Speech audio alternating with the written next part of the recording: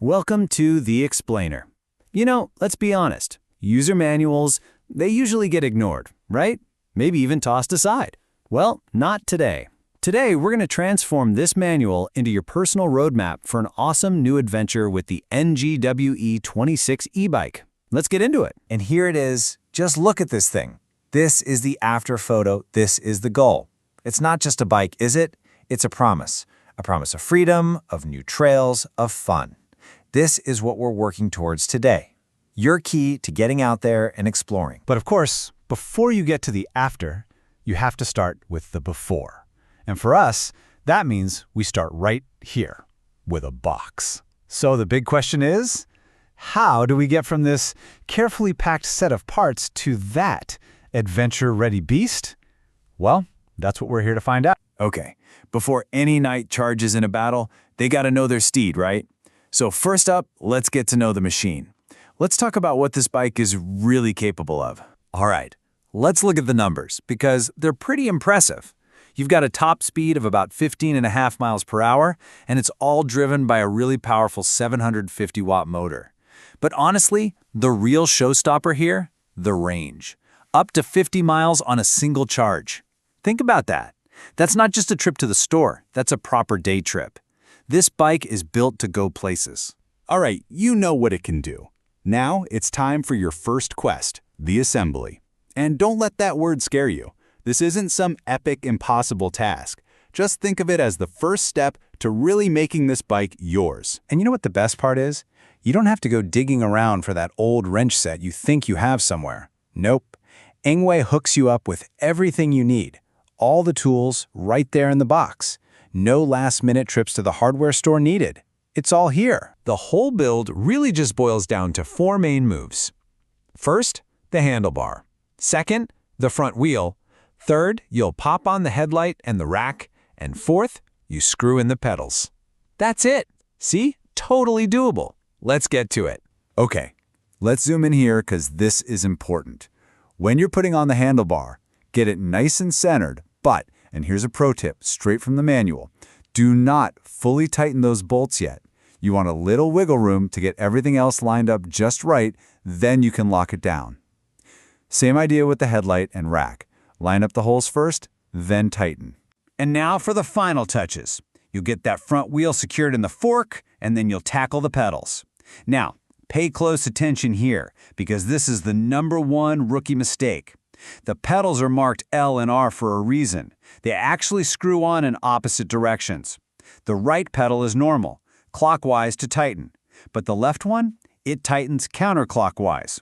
Get that one little detail right, and boom! Quest complete. With your bike built, it's time to power up what I like to call mission control. This little display isn't just a screen, it's the command center, the brain of your entire ride. Take a look at this layout. It's really clean and simple. You've got your speed right there in the middle, big and bold. Your battery level is always visible up top, so no surprises there. And down at the bottom, your odometer.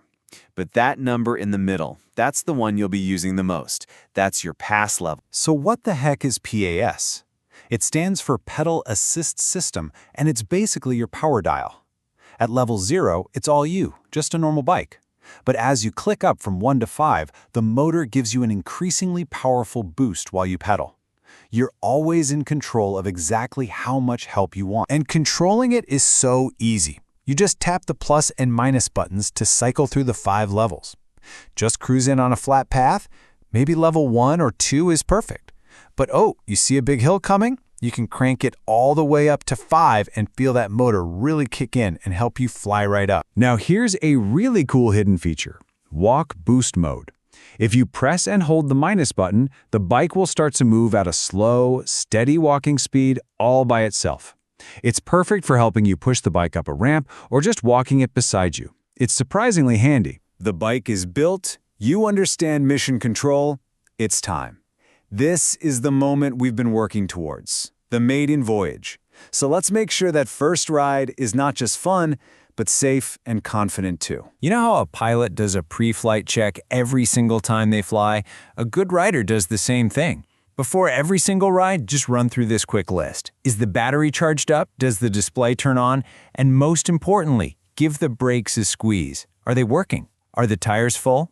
A 30-second check can make all the difference. The manual puts this in big, bold letters, so I'm going to say it too. Please be very careful on that first ride. An e-bike is heavier, and it's definitely faster than you might expect. Here's the best advice. Start that first ride with the pedal assist set to 0. Get a feel for the bike's balance and handling first, then you can start experimenting with the power. So, you are officially an e-bike rider. Congratulations! But to keep your adventure machine running in peak condition for years to come, you need the Rider's Handbook. These aren't just boring rules. These are the pro tips for getting the most out of your bike. First step, let's talk about power. Charging is super simple. You can do it with the battery on the bike, or you can use the key to unlock it and take it inside to charge. The main thing to know is the little light on the charger itself. It'll glow red while it's charging, and, this is key, it turns green when it's full.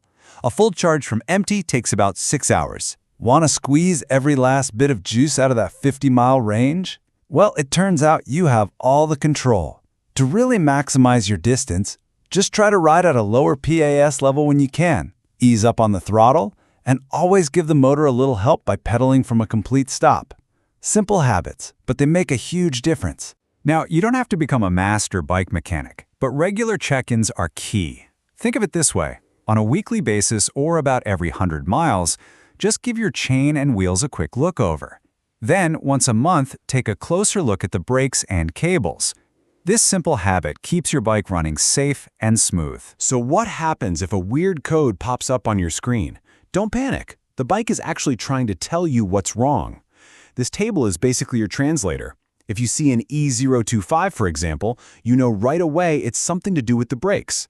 It's a fantastic built-in tool that helps you pinpoint any problems super fast. So there you have it. You've gone from box to bike. You've conquered the assembly quest, you've learned to command mission control, and now you've got the Rider's Handbook to keep you going for the long haul. You are fully equipped, fully empowered, and ready to ride. So, there's really only one question left. Where will your first adventure take you?